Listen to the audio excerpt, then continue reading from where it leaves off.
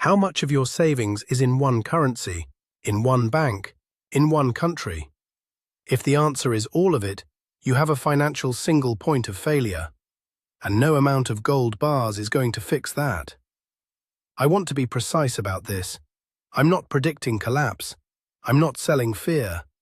What I'm doing is what I always do, running the historical record through the same verification process I'd use on any system. What actually happened? What people actually did? What actually worked? This video is the financial layer of the audit. Layer 8. Water, energy, heat, food, cooking, communication, security. Each of those layers has a cost, which means your financial resilience is not just one layer among 7 equal ones. It is the layer that enables or disables every other layer. If the finances fail at the wrong moment, everything built in those other layers becomes harder to maintain. So here's the methodology. I looked at 10 documented economic crises over the last 30 years. Real data, inflation rates, exchange rate collapses, banking restrictions, eyewitness accounts, academic post-mortems. I tracked one specific variable. When the official monetary system failed, what did people actually use instead? The answer is consistent. It forms a clear 3-tier hierarchy, and gold is in tier 3. Let me show you why. But first, let me explain what I mean by underscore, quote, underscore 0, underscore. Because there are 2 distinct failure modes, and they require different responses. Most people only think about one of them. Failure mode 1. Your currency loses value. Hyperinflation. The number on your savings account stays the same.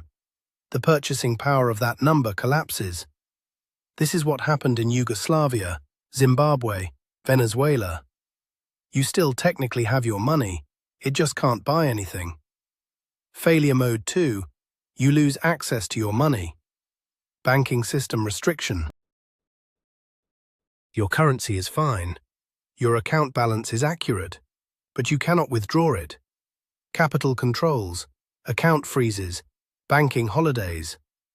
This is what happened in Argentina, Cyprus, Lebanon, Greece. The money exists on paper, you cannot touch it. Most financial preparedness advice focuses on protecting against inflation.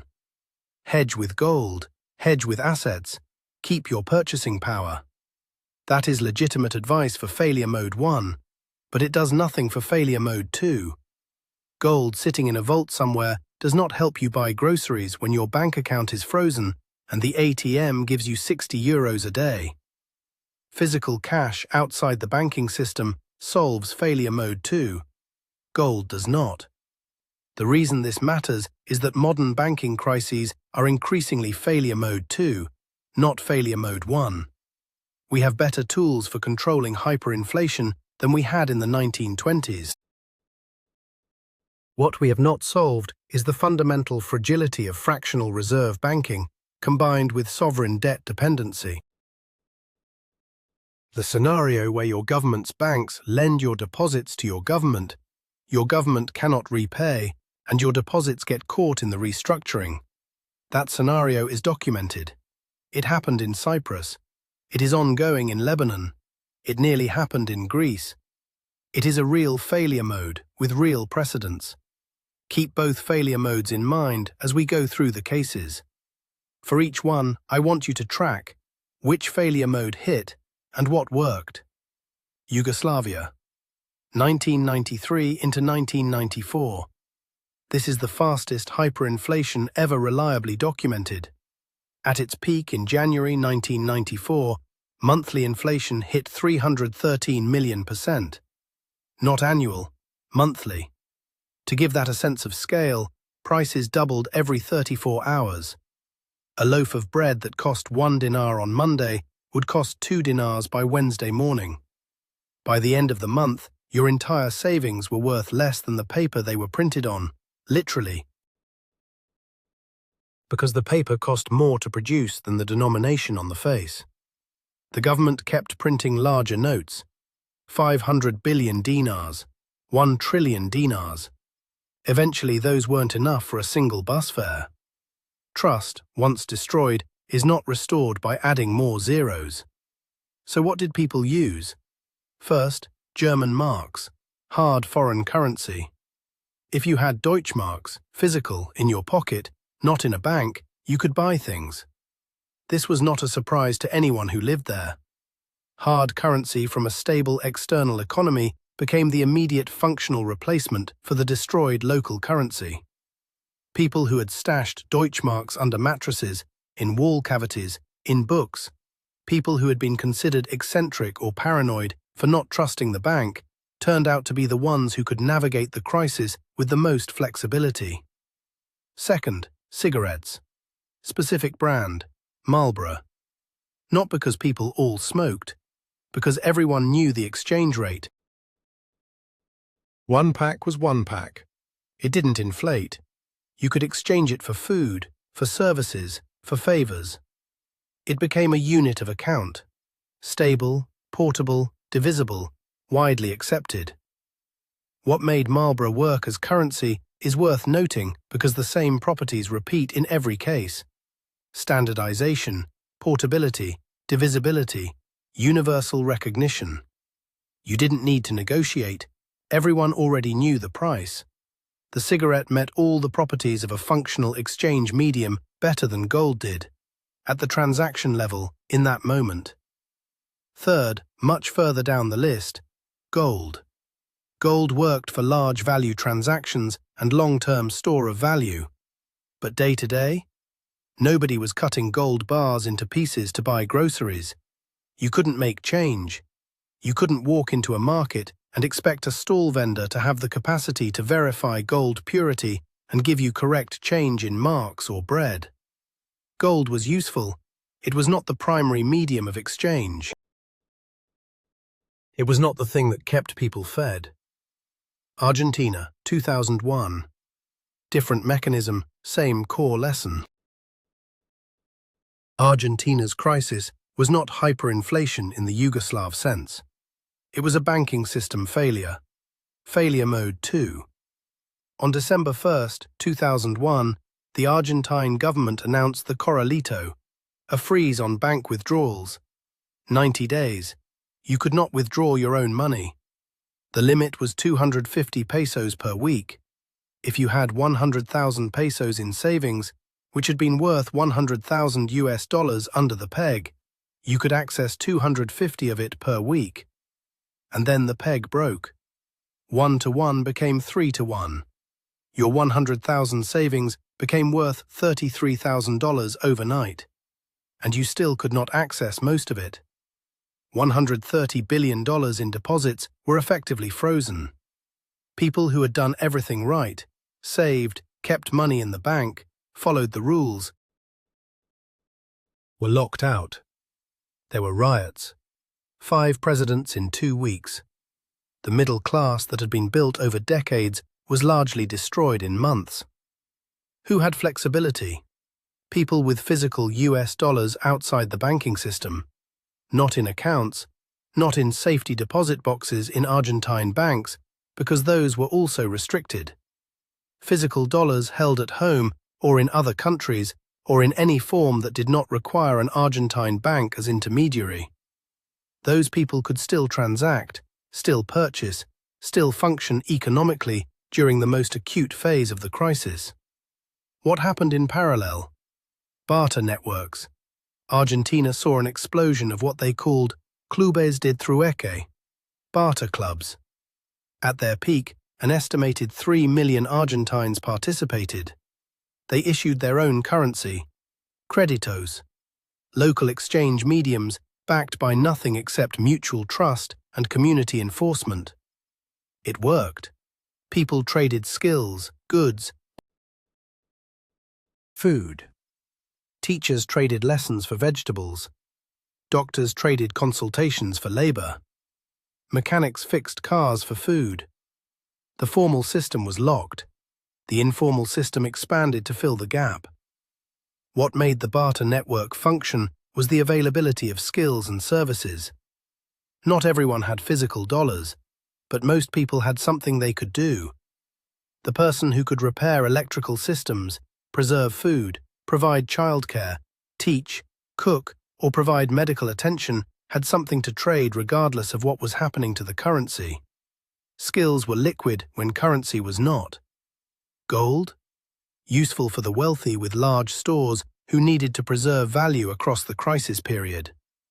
There are documented cases of people using gold jewelry to purchase property during the crisis when prices had collapsed in dollar terms. That is a legitimate use case, but it required a willing counterparty, a transaction large enough to justify the verification complexity, and a context where both parties had sufficient trust. Not the weekly grocery run, not the day-to-day exchange of a family trying to survive a banking freeze. Venezuela, 2016 to 2019 and continuing. This is the slow-motion version. The bolivar didn't die in a day, it decomposed over years. Between 2016 and 2019, the currency lost approximately 99.99% of its value. By 2018, the IMF estimated annual inflation at 1,370,000%. The government redenominated the currency, removed 5 zeros, created the bolivar soberano, which then itself inflated by millions of percent.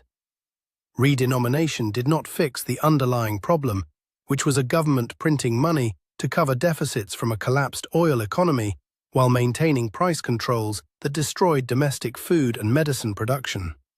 The economy didn't simply stop, it transformed. A parallel dollar economy emerged, not because dollars were legal, they weren't, officially, but because everyone used them anyway.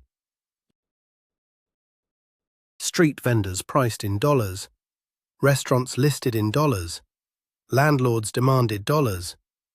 The informal dollarization was complete before the government formally acknowledged it in 2019, when it stopped prosecuting dollar transactions and essentially admitted defeat. And below the dollar economy, barter and goods-based exchange, coffee, medicine, basic food staples. The price of a kilogram of coffee became more stable than the bolivar price of anything.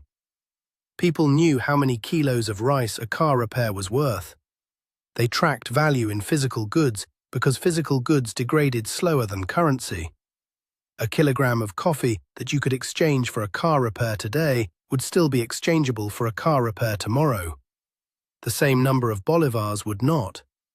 Gasoline was briefly a functional currency because it was subsidized into near-zero bolivar cost and could be transported and resold at market-rate dollar prices. Until the subsidy collapsed and gasoline became scarce, at which point it remained a currency but became an expensive one. Medicine became a Tier 1 transactional currency in Venezuela because pharmaceutical imports collapsed and absolute scarcity made it more stable than any priced good. A box of antibiotics traded at whatever the dollar market would bear and was used as barter exchange medium because it was universally needed and increasingly impossible to obtain. Gold? Same pattern. Useful for people with large amounts trying to escape the country with portable value. There are documented cases of Venezuelans transporting gold jewelry as part of emigration, a way to bring value out of the country that currency controls and airline ticket prices and bank withdrawal limits could not prevent. For that function, emigration with preserved value, gold was the right tool. For buying food in Caracas on a Tuesday in 2018, it was not. The Venezuela case has one additional lesson. The slow collapse is more common than the sudden one. The bolivar didn't fail on a single day, it failed continuously, at accelerating pace, over years. People had multiple windows to diversify. Most didn't because each week felt survivable. The compounding was invisible until 70% of purchasing power was already gone. At that point, options are severely limited. Lebanon. This one is ongoing as of 2025, which makes it the most directly relevant case study, and possibly the most instructive because it is a slow-motion failure mode 2 crisis that is being documented in real time. In 2019, the Lebanese banking system implemented informal capital controls, then formal ones. Depositors found they could not withdraw US dollars from accounts denominated in US dollars. The banks had lent the dollars to the government and to other banks. The government had spent them on a patronage system that produced minimal real economic output, and now the dollars weren't there. The system was insolvent. When depositors tried to withdraw, the banks restricted access because giving depositors their money would have immediately revealed the insolvency. By 2021, the Lebanese pound had lost over 90% of its value against the dollar. The exchange rate, which had been pegged at £1,500 per dollar for 20 years, was trading on the unofficial market at 25,000, then 50,000, then above 100,000 per dollar.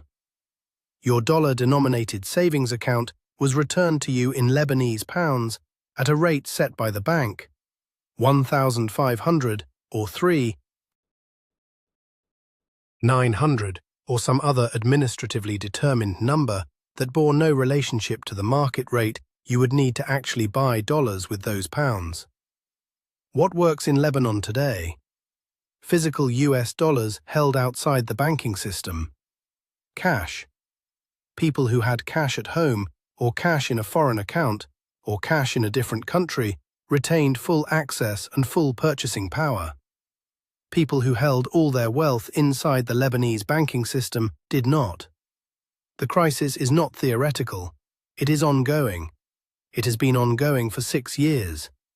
This is also why Lebanese gold jewelry ownership rates are among the highest in the world. Cultural knowledge accumulated over generations of regional instability. Physical gold on your body is not in a bank. It cannot be frozen or devalued by administrative decree. That's Tier 3 asset management built into cultural practice, but notice it is still Tier 3. Physical cash solved the immediate liquidity crisis. Gold preserved long-term value. Different functions, different layers. Cyprus, 2013. One morning, one decision. This is failure mode 2 compressed into a single event. The Cypriot banking sector had grown to approximately 8 times GDP, largely by offering high interest rates to attract Russian and other international deposits. Those banks had lent heavily into Greek sovereign debt. When Greece restructured its debt, the Cypriot banks took massive losses. The banks were insolvent. The EU, the IMF, and the ECB agreed to a bailout, but conditioned it on Cyprus contributing to its own rescue by imposing losses on bank depositors. On March 25, 2013, the terms were announced. Deposits up to €100,000 at the 2 largest banks were protected by the Deposit Guarantee Scheme. Deposits above €100,000 at Laiki Bank, wiped. Deposits above €100,000 at Bank of Cyprus, 47.5% converted to bank equity, meaning you received shares in a bank that had just demonstrated it was near worthless, in exchange for nearly half your savings. This was legal. This was approved by the Cypriot Parliament. This is called a bail-in, and it was, at the time, described as a one-time exceptional measure. Whether you believe it is a template for future crises or a genuine exception, the documented fact is, one morning, people in Cyprus with bank deposits above a threshold lost a large fraction of those deposits.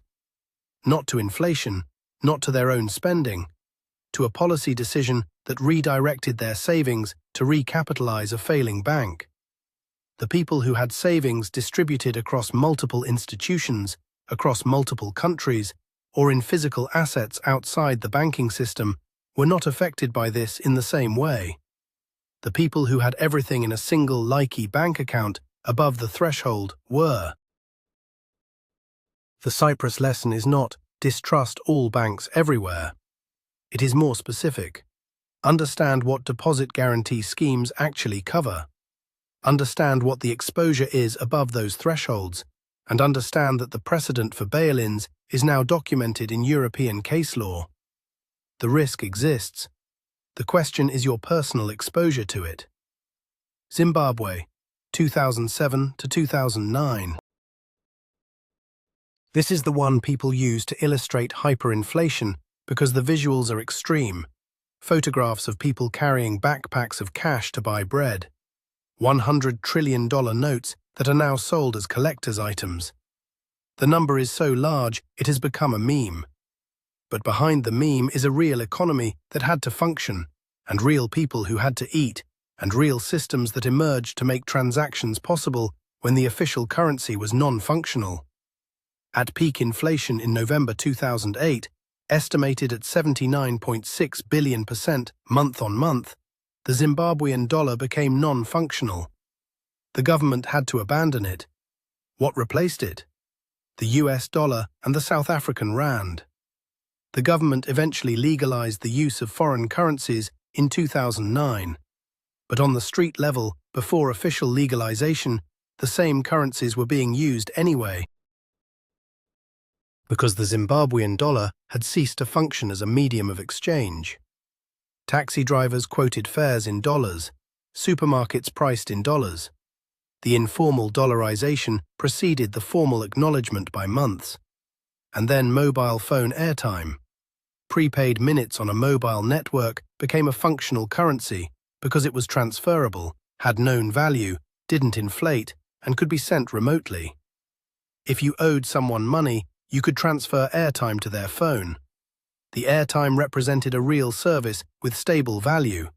It was liquid. It was divisible. It was verifiable by both parties instantly. It required no physical handoff. It became a currency not by design, but by adoption, because it met all the functional requirements that the Zimbabwean dollar had ceased to meet. Not gold, phone credit. Think about that for a moment. In a country experiencing the second fastest hyperinflation ever recorded, the informal transaction medium that emerged was not gold. It was mobile phone minutes. Because phone minutes were standardized, universally recognized, and instantly transferable, gold was not. Let me now run the same brief analysis across the remaining cases to complete the pattern.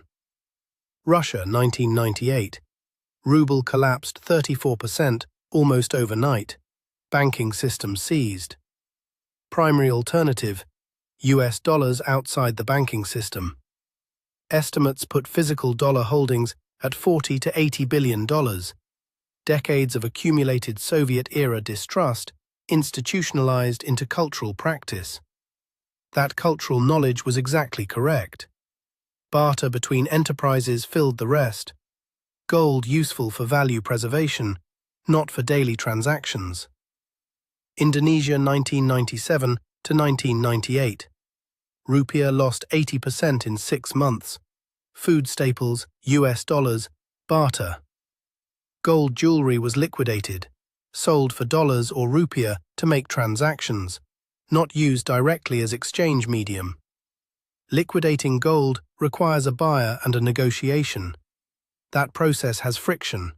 Cash does not. Iran, ongoing under sanctions. The rial has lost the majority of its value against the dollar since the reimposition of US sanctions in 2018. The government has alternated between official exchange rates and unofficial market rates with a large gap between them. People hold physical gold coins, specifically the Iranian Bahar Azadi coin, as a store of value and informal exchange medium. This is the exception in the dataset that requires explanation. The Bahar Azadi works because it is government-minted, standardized, known weight, widely recognized, used this way in Iran for decades. Everyone knows what it is and what it is worth. It functions more like the Marlboro cigarette in Yugoslavia than like raw gold. The key property is not the gold per se, but the standardization and universal recognition. The fungibility does the work. Raw gold of unknown purity in the same market would not. Greece, 2010 to 2015. Not hyperinflation, but capital controls imposed in June 2015, when the government and EU creditors failed to reach an agreement. Banks were closed for 3 weeks. Withdrawal limit €60 per day per card. Greeks who held physical euros outside the banking system were unaffected. Greeks who held all savings in accounts had their spending rationed by government decree. Greece is the mildest case in this list. The controls were lifted after months. And yet, physical cash outside the banking system was still the single most useful financial preparation during the acute phase. The cost of maintaining a reasonable cash reserve is small. The optionality it provides is not. So across 10 cases, here is the pattern. It is consistent enough to be called a law rather than a trend. 10 countries, 10 different triggers: hyperinflation, banking collapse, sovereign default, sanctions, war. Different continents, different cultures, same pattern. Tier 1. Hard foreign currency from a stable economy, held physically outside the banking system. US dollars in every single case where the local currency failed. German marks in Yugoslavia, South African rand in Zimbabwe. If you are outside the dollar zone, the relevant currency may differ. The principle does not. Physical possession outside institutional control is the operative variable. In Argentina, dollar-denominated accounts in local banks were also frozen under the corralito. Physical dollars at home were not. The custody arrangement matters as much as the currency. Tier 2. High-demand consumables with stable relative value. Cigarettes in Yugoslavia and post-Soviet states. Coffee and rice in Venezuela. Medicine everywhere, always. Fuel where it was accessible. Alcohol in multiple cases. What these items share. Everyone needs them. They don't spoil quickly relative to their transaction window, and their value is widely understood. You don't need to negotiate the price of aspirin. Everyone knows what aspirin is worth. It's a standardized unit, same as Marlboro was. The practical implication: a well-stocked supply of shelf-stable food, medicine, and high-demand consumables is a financial preparation, not just a survival one. You pre-purchased at today's prices. If purchasing power falls before you need them, you preserve that purchasing power in physical form. Asymmetric cost, modest downside, material upside in any inflation scenario. Skills belong in Tier 2. A doctor in the Argentine barter network didn't need to negotiate much. Neither did an electrician, a mechanic, a carpenter, a nurse, or someone who knew how to preserve food at scale. Skills are Tier 2 assets because they are infinitely renewable, non-confiscatable, and in consistently high demand during crises, precisely when supply of professional services collapses. You cannot freeze a skill in a bank. You cannot devalue it overnight with a policy decision. You cannot impose capital controls on your knowledge of how to fix an engine or treat a wound. The skills that carry the highest crisis exchange value are not the ones with the highest normal economy salary. A corporate lawyer is not especially useful when the legal system is suspended. An electrician is. A mechanic is. Someone who can fix heating in winter, purify water, preserve food. Those people had something to trade when currency did not work. Develop at least one practical skill outside your professional identity. It belongs in your financial audit. Tier 3. Precious metals. Gold and silver are real stores of value. This is not in dispute. The data confirms that people with gold preserved value across crisis periods.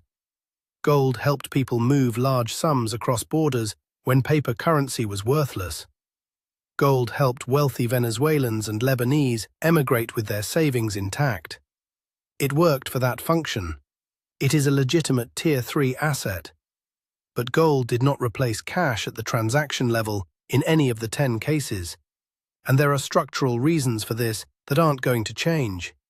Gold is not easily divisible for small transactions. Its purity requires verification. The average street vendor cannot assess it. Its value density is high, which helps for storage but creates change-making problems at the transaction level. And critically, it requires a counterparty who is willing to accept it, which, in a chaotic, informal market, is not guaranteed at the moment you need it. The Iranian Bahar Azadi coin is the closest exception in the dataset, but as I explained, it works because of the social infrastructure around it, not because of the gold itself. The standardization, the universal recognition, the decades of established use as a transaction medium in that specific context, those are the properties doing the work. The gold is the substrate. The substrate alone is not sufficient. Silver has a stronger case than gold for transaction-level exchange. A 1-ounce silver coin runs $25 to $30, a usable transaction unit. A 1-ounce gold coin runs $2,000 plus. You cannot make change for groceries with a gold coin. If building a precious metals position, weight the silver end for the lower tiers, but both are tier 3, which means build the foundation first. Now the audit. Same diagnostic framework as every other layer in this series. Where are the single points of failure? Run this check. What percentage of your net worth is in one currency? What percentage is held in institutions, banks, brokerages, pension funds that could restrict access? If the intermediary is unavailable, frozen or restricted, what percentage of your net worth becomes inaccessible? If the answer to any of these is almost all of it, you have a single point of failure. The Yugoslav with no Deutschmarks, the Argentine with all savings in a local account, the Cypriot with 150,000 euros in Laiki Bank, the Lebanese with everything in a Lebanese bank. None of them did anything wrong by the rules of their time. The rules changed. That is the documented risk. Diversification in the financial context means at least 4 things. In order of simplicity, because the simplest ones are also the most consistently effective. Currency diversification. Hold value in more than one currency, including at least one that is not the primary currency of your country of residence. This is the single most well-evidenced preparation across all 10 cases. Every person who had hard foreign currency in physical form outside the banking system had more options. The cost is low. You don't need financial sophistication. You need to go to an exchange and get some foreign currency. Institutional diversification. Not all savings inside the banking system. Cyprus, Lebanon, Greece, Argentina, capital controls and haircuts are real events with documented precedents. A percentage held physically outside the banking system is not paranoia. It is the lesson from every single case in this video. The percentage is your call. I am not prescribing a number. I am saying the number should not be 0. Geographic diversification. Savings in jurisdictions with different risk profiles. More complex, more resources required. Tier 3 preparation, appropriate for people with significant assets. Flag it, don't prescribe it for everyone. Asset class diversification, not only financial instruments. Physical consumables function as a real hedge against purchasing power loss.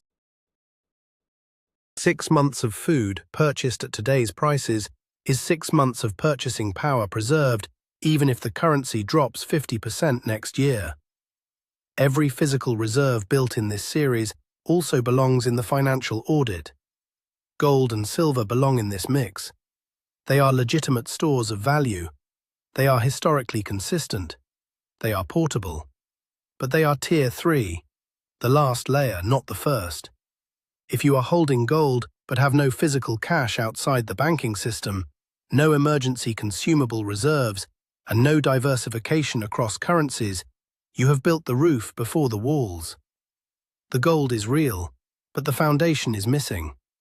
Here is the checklist, to be direct about it. 1. Physical cash outside the banking system. Not a large sum, but some. Enough for 30 days of basic expenses. In your primary currency, and at least one hard secondary currency, USD, CHF, EUR, depending on your geography and what makes sense in your specific market. This solves failure mode 2. Banking restriction. No other preparation does. 2. Consumable reserves. Food, medicine, high-demand items. This is not just a survival preparation, it is a financial one. These items hold purchasing power better than currency during inflation. They are the Tier 2 exchange medium documented across multiple crises. We covered this in the food and medical layers.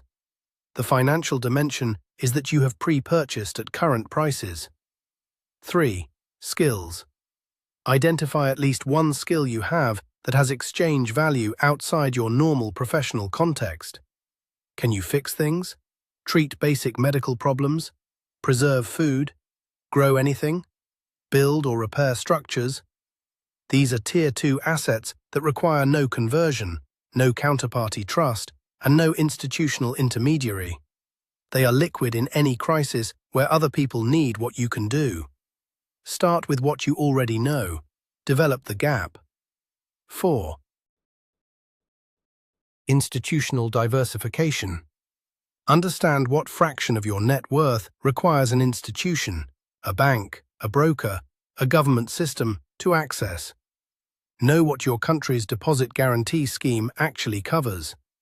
Know the documented precedents in your region for capital controls and banking restrictions. Make an informed judgment about what fraction of your savings to hold outside institutional intermediaries. 5. Precious metals.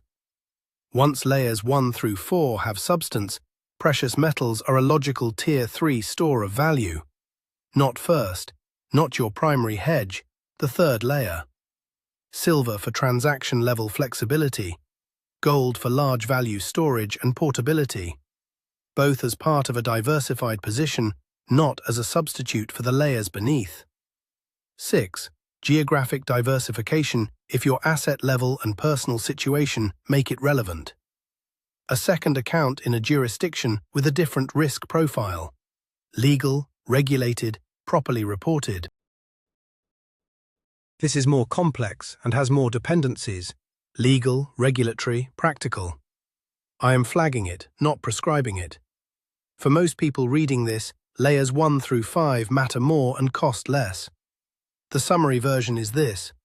Gold is real, but it is not magic. The people who made it through Yugoslavia, Argentina, Venezuela, Lebanon, Cyprus, Zimbabwe, Russia, Indonesia, Iran, and Greece did not do so primarily because they had gold.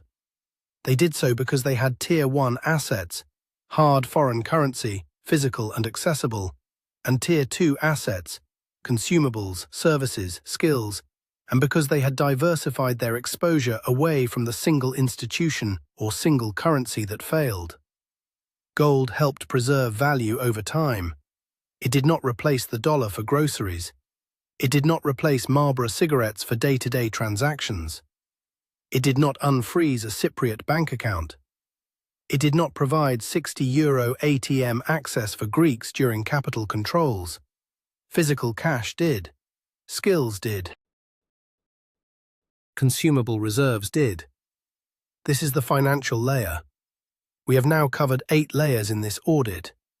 Water, energy, heat, food, cooking, communication, security, and now finance, the layer that wraps around all of them. Because every solution in this series has a cost. The water filter costs money. The backup heating system costs money. The food reserves cost money. Your ability to maintain, replace, and expand those systems over time depends on the financial layer being functional when you need it to be. A single point of failure in your finances is a single point of failure for everything that depends on it. The layers are not independent, they are connected, and we are past the halfway point. Next video, we start connecting them. Not as a theory, as a working system map. Every layer we have audited, mapped against each other, with the dependencies identified, the redundancies located, and the failure modes prioritized by likelihood and impact. 7 layers of infrastructure, one financial layer wrapping around them. If you have been following this audit from the beginning, that is the video that makes everything we have built into a single coherent system. Audit your financial exposure. Start with the question I asked at the beginning. One currency, one bank, one country. If the answer is yes to all three, you know what to work on first.